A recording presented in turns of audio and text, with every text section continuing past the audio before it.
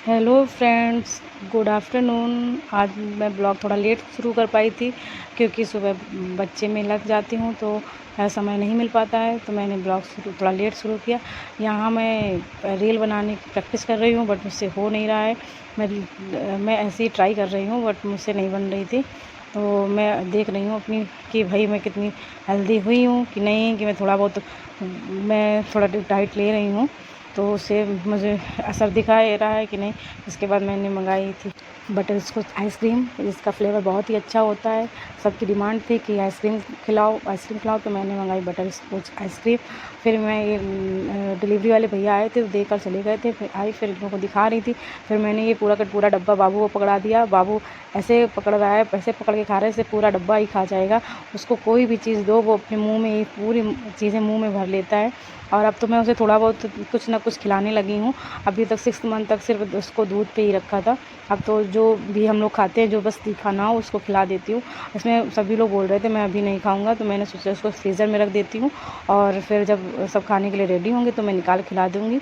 मैं नहा धोकर रेडी हुई तो मैंने कहा चलो मैं ही पहले ट्राई कर लेती हूँ, और मैंने एक कटोरी में निकाल कर उसको पहले खाना शुरू कर दिया। मेरी हेल्थ बहुत ज़्यादा होती जा रही है, और क्योंकि डिलीवरी के बाद मैंने अपने शरीर पे कोई भी कंट्रोल नहीं किया है, तो इस वजह से मेरी हेल्थ बहुत ज़्यादा हो गई है। बट मैं अब डाइट पे हूँ और डाइट फॉलो कर रही हूँ, तो धीरे धीरे देखते हैं कि वेट कम होता है या नहीं होता है। यहाँ पे मैं अपनी सिस्टर से बात कर रही थी वीडियो कॉल पर, और उससे काफ़ी बातें बतानी थी, तो उसे बातें बता रही थी। बाबू को भी, वो घर वाले क्या है कि जब भी फ़ोन करते हैं तो बस वो एक ही बात बोलते हैं, बाबू से बात कराओ। तो अब मुझसे तो कोई बात नहीं करता है, सिर्फ बाबू से ही बात करते हैं। यहाँ पे बैठ के सभी लोग एक दूसरे की मौज ले रहे थे, ऐसी बातें कर रहे थे। अगर घर में सभी लोग होते हैं ना तो सब एक तरफ हो जाते हैं, हम अकेले हो जाते हैं, बस एक दूसरे की टांग खिंचाई होने लगती है। हंसी मजाक की बात तो चलो यहाँ तक ठीक है, लेकिन अब मैं सोच रही हूँ कि मैं अपनी स्टडी फिर से रीस्टार्ट करूँ, क्योंकि मैं अपने दोस्तों से काफ़ी पीछे हो गई हूँ। जो मेरी दोस्त हैं वो अभी अनमैरिड है या कोई मैरिड भी है, वो अपना फोकस एजुकेशन पे अपने लगाए हुए स्टडी पर ध्यान दे रही हैं। मैं डिलीवरी होने के बाद, जब से बाबू पेट में आया था, तब से मैंने कोई स्टडी का बिल्कुल कुछ भी नहीं किया है। तो अब मैं सोच रही हूँ कि फिर से रिस्टार्ट किया जाए, क्योंकि शादी के बाद हाउस वाइफ बनने के बाद, एक बच्चे की माँ बनने के बाद पढ़ाई करना बहुत आसान नहीं होता है।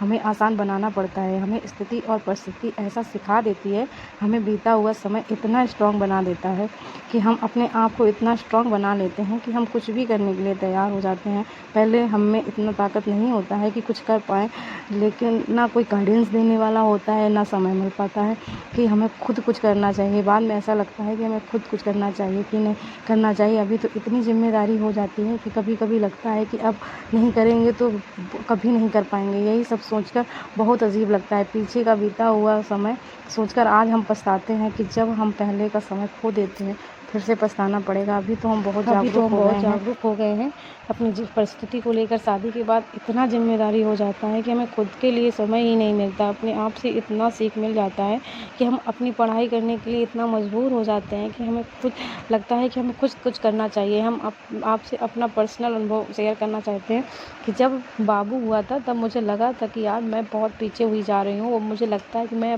अपना करियर नहीं बना पाऊँगी। लेकिन कहते हैं ना, जब जागो तब सवेरा। जब तुम अपने मन में ठान लो तो तभी तुम कुछ ना कुछ अपने हासिल कर सकते हो। अब मैं अपने आप में ये डिसाइड कर ली हूँ कि मुझे कुछ नहीं कुछ तो करना ही पड़ेगा। मैंने इतनी पढ़ाई करी है तो मैं ऐसे नहीं बैठ सकती हूँ, मुझे एक कम्फ़र्ट ज़ोन से बाहर निकलना चाहिए। शायद तभी मेरा कुछ हो सकता है। मैं अभी एक कम्फ़र्ट ज़ोन में चली गई थी कि बस ठीक है, आराम से मिल रहा है, खा रहे हैं, पहन रहे हैं, उड़ रहे हैं। अब मुझे लगता है कि नहीं, मुझे खुद कुछ करना चाहिए। अब तो बाबू भी 6 मंथ का हो गया है, धीरे धीरे वो भी संभल ही जाएगा। यहाँ मैं अपने कान दिखा रही हूँ कि अगर मैं कुछ बंद ईयररिंग्स पहन लेती हूँ तो मेरे कान पक जाते हैं। मैं ओपन ईयररिंग्स ही पहन पाती हूँ। और मैंने सबके लिए बनाया था मैंगो जूस। मैंने कहा चलो गर्मी का मौसम सीज़न चल रहा है, चलो सभी के लिए मैंगो जूस बना देते हैं। तो मैं ये मैंगो जूस बना के सबको सर्व कर रही थी। सभी खुश हो गए थे कि चलो दोपहर में कम से कम खाली बैठे थे तो मैंगो जूस तो मिला। और क्योंकि सभी बोर हो रहे थे, दिन बड़ा होने लगा है, कितनी देर सोया जाए, इसीलिए सभी लोग बैठे हुए थे। और फिर मैं भी आ गई, सोकर ही उठी थी, फिर मैंने भी जूस पिया। अब बाबू सो रहा था, बाबू जब सोकर जग गया था और उसके पापा लिए अभी मैं ससुराल में हूँ, तो ये सब चीज़ें अभी रिस्टार्ट भी कर सकती हूँ। और अगर मैं हस्बैंड के साथ बाहर चली गई तो फिर हो सकता है कि मुझे इतना टाइम ना भी मिल पाए, और फिर मैं बाबू के साथ पता नहीं कैसे टाइम मैनेज करूँगी। इस वजह से मैं अभी सोच रही हूँ कि अभी से टाइम मैनेज करते हैं। मैंने एक सेल्फ़ी स्टिक ख़रीदा था, तो उसके सेल ख़त्म हो गए हैं, तो सेल मार्केट में मिल नहीं रहे हैं। मैंने 2-3 जगह पूछा भी है, लेकिन वो सेल अभी कहीं मिले नहीं हैं। अगर आप में से किसी लोगों को पता हो कि हाँ, इस पे सेल दोबारा पड़ सकते हैं या नहीं पड़ सकते हैं, तो प्लीज़ मुझे कमेंट करके ज़रूर बताएँ। अगर आप लोग मेरे वीडियोज़ देखते हो, अगर आप लोग वीडियोज़ थोड़े बहुत भी अच्छे लगते हो, तो प्लीज़ चैनल को सब्सक्राइब करें, लाइक करें, शेयर करें, कमेंट करें। बाय, मिलते हैं अगले ब्लॉग के साथ।